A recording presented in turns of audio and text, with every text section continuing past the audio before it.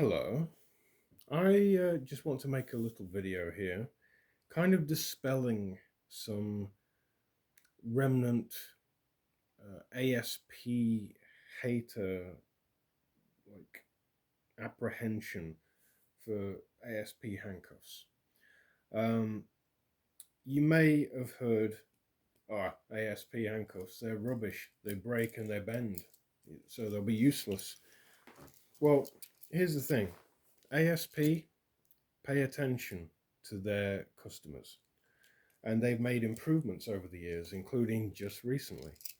So they started out having a thin steel skeleton, which you may or may not be able to see inside this double strand here. There's steel, very thin, and then they put a very strong polymer over the top of it. What's the downsides? Well, it's very bendy. So as you can see, I can press that almost touching. What's the downside of that? When they're on an officer's belt, if they get into a fight with someone and they fall over on their cuffs, these can get pinched together and the bow won't work. It'll be stuck like this and it won't go through. So then you've got to try to stop what you're doing. Excuse me, stop fighting with me a minute. Let me just fix my handcuffs. That was really bad. That was not good. Also, not only that, but it was very easy during a scuffle to put the handcuffs on. You think you've got them on the person. And you know, because you can feel where their wrist is. Like it's definitely on. No, it's not. Because they're so bendy, it's ridiculously easy to not get the handcuff correctly seated. And it wouldn't lock. So that was a downside with the originals. Also, with the polymer, they crack. So the plastic actually cracks, especially if you leave them in a hot vehicle. I mean, they want to self-destruct after a few years. So this led to ASP handcuffs. It's one of those things where you either love them because of the features or you hate them because of the downsides. So let's just quickly cover the basic ASP features. You've got keyholes on both sides. You can double lock via the window, slot window here, or you can do it from the keyway itself, which means you can quickly adjust them if they're too tight and then quickly double lock them instead of having to take the key out and get into the double lock area again. All the contact points with the wrist are completely smooth. There's no harsh edges. So there's a lot less chance of injuring somebody. They also have a wider wrist size capacity, and they will also close smaller than most typical handcuffs. So they have some really nice features. But they had those downsides. So what did they do? A few years went by, and they redesigned. Instead of having a polymer on the outside of a thin steel skeleton, they went with forged aluminium or aluminum. They're still chunky, which was another complaint. Like ASP don't fit in normal handcuff pouches, so you've got to buy ASP handcuff pouches. Well, these are still chunky, but they fixed the issue of them pinching because now it's very strong aluminium. There's no polymer to crack. You've still got all the same functionality. What I didn't cover is, and you won't be able to do this on the brand new ones I'll show you, but you can actually remove the lock sets. So if the locking mechanism is either damaged or worn, or you want to change to a higher security model, you can take the locks out and replace them, including these. So they made improvements, and also it's a lot harder to get them to misalign. It's not impossible, but it's a hell of a lot more difficult to have that thing where it overshoots and the bow's kind of sticking outwards like here, this. You can't do that as easily by accident. You could force it, you could demonstrate it. I'm not going to do it because I don't want to do it to my nice handcuffs. but it's way more difficult to do that. So they've improved them. They've got spiral locking pins, they call them, which rigidly hold this thing together. Um, and from at least the Ultracuffs, which are these, onwards, there's chain binding protection. So with most basic bog standard handcuffs like Smith & Wesson, Peerless, Chicago, Uzi, all the standard ones, you the person in the cuffs can kind of move the chain around and get it to lock up to where it won't move, and then put some force on it with their wrist, and it'll either snap the chain, so now their hands are free, or the cheek plate will split apart and the swivel will come out, which again means they've freed themselves. So an additional feature with the Ultracuff is that is way harder to try to even achieve. So you've got that protection in addition to the improvements that they made. Then they made another improvement, which I can't show you because I don't have a pair, but I can explain it. It's the exact same as these, but they've added a button so that you can just press it with your thumb to double lock them. Now, there's one complaint I can possibly think of about those, and that only is, yes, you've got the convenience of being able to press the button to double lock them, but normally when you double lock an ASP handcuff, you put the key in and you slide it outwards like that way. Well, when you've got a button on the outside, that's going to press inwards, right? Which is the complete opposite. So what does that mean? When you're using the handcuffs, normally you turn it like this to undo the single lock.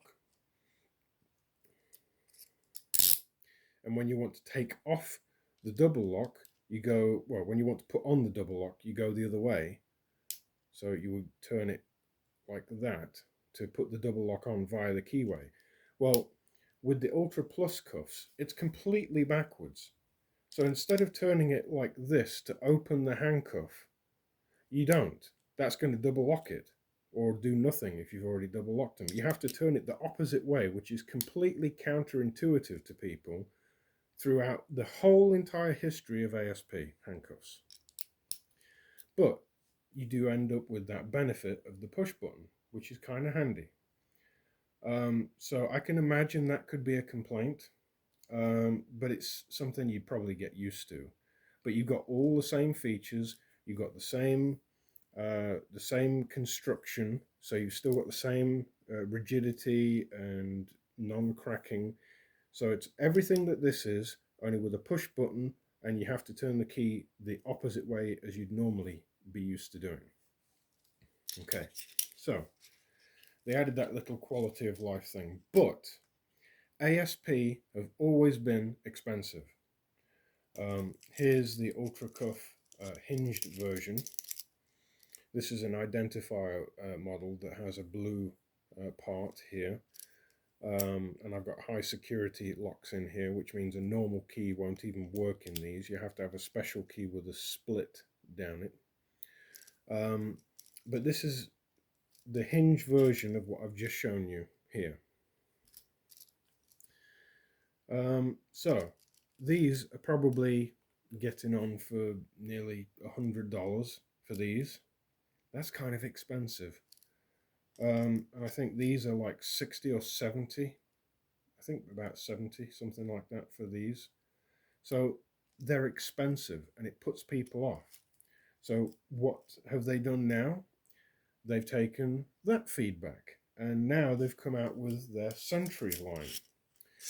So this is a budget version. All the previous ones made in America.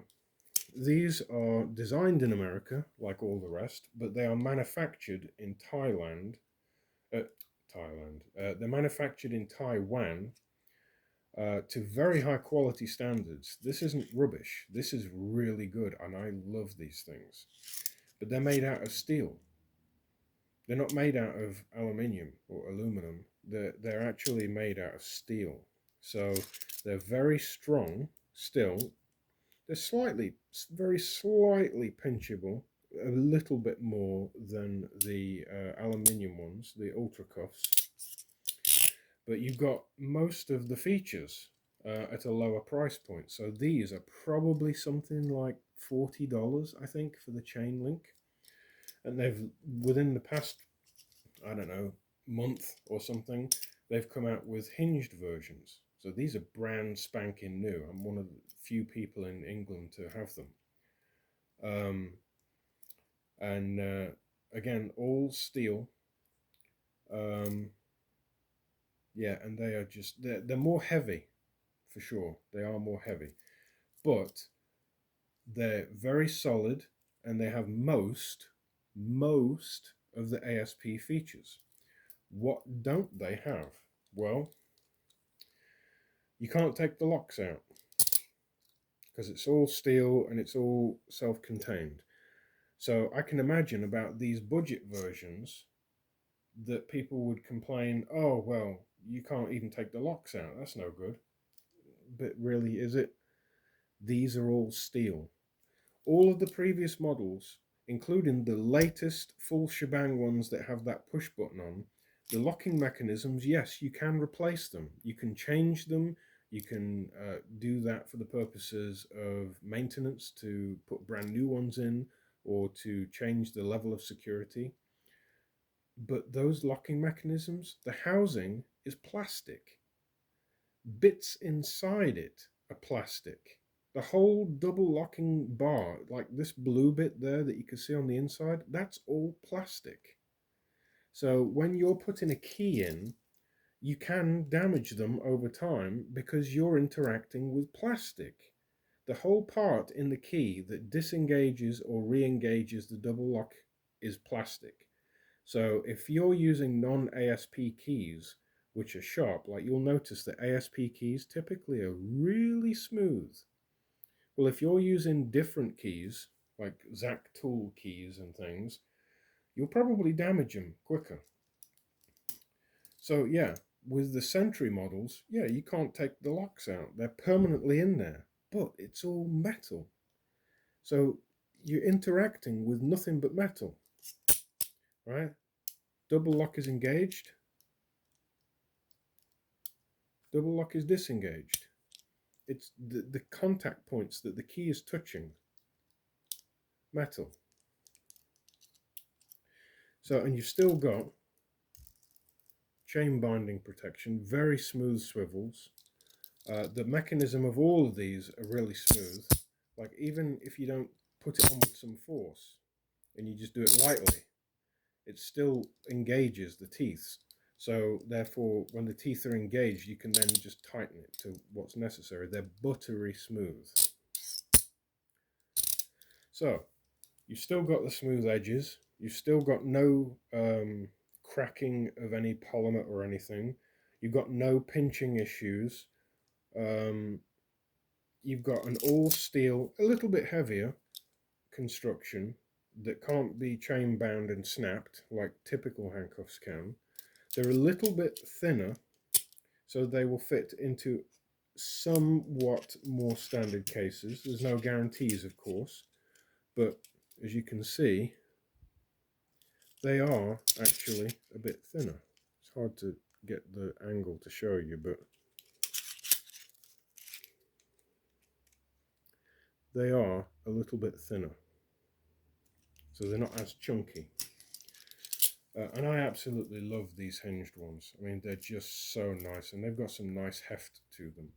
So ASP, basically, they take feedback and they make improvements. If they didn't care, they wouldn't have gone through any of these iterations, and we'd be stuck with rubbishy polymer things.